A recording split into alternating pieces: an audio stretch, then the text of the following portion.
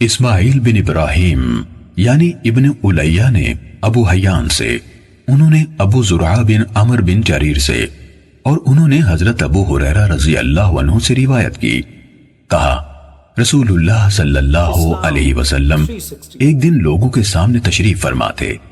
ایک آدمی آپ صلی اللہ علیہ وسلم کے پاس آیا اور پوچھا، اے اللہ کے رسول، ایمان کیا ہے؟ آپ نے فرمایا، تم اللہ تعالیٰ، اس کے فرشتوں، اس کی کتاب، قیامت کے روز اس سے ملاقات، اس کے سامنے حاضری اور اس کے رسولوں پر ایمان لاؤ، اور آخری بار زندہ ہو کر اٹھنے پر بھی ایمان لے آؤ۔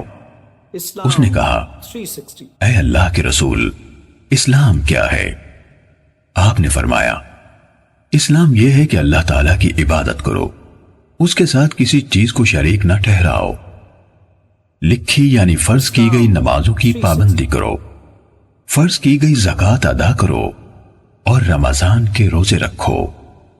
اس نے کہا، اے اللہ کے رسول، احسان کیا ہے؟ آپ صلی اللہ علیہ وسلم نے فرمایا، اللہ تعالیٰ کی عبادت اس طرح کرو گویا تم اسے دیکھ رہے ہو، اور اگر تم اسے نہیں دیکھ رہے ہو تو وہ یقیناً تمہیں دیکھ رہا ہے۔ اس نے کہا، اے اللہ کے رسول، قیامت کب قائم ہوگی؟ آپ صلی اللہ علیہ وسلم نے فرمایا، جس سے سوال کیا گیا ہے وہ اس کے بارے میں پوچھنے والے سے زیادہ آگاہ نہیں، لیکن میں تمہیں قیامت کی نشانیاں بتا دیتا ہوں۔ جب لونڈی اپنا مالک جنے گی تو یہ اس کی نشانیوں میں سے ہے، اور جب ننگے بدن اور ننگے پاؤں والے لوگوں کے سردار بن جائیں گے تو یہ اس کی نشانیوں میں سے ہے، اور جب بھیڑ بکریاں چرانے والے اونچی اونچی عمارتیں بنانے میں ایک دوسرے سے مقابلہ کریں گے تو یہ اس کی علامات میں سے ہے۔ قیامت کے وقت کا علم ان 5 چیزوں میں سے ہے جنہیں اللہ تعالیٰ کے سوا کوئی نہیں جانتا ہے۔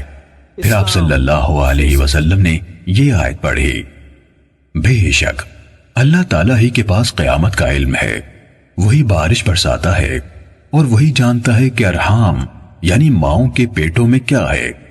کوئی زیرو نہیں جانتا کہ وہ کل کیا کرے گا، نہ کسی متنفس کو یہ معلوم ہے کہ وہ زمین کے کس حصے میں فوت ہوگا۔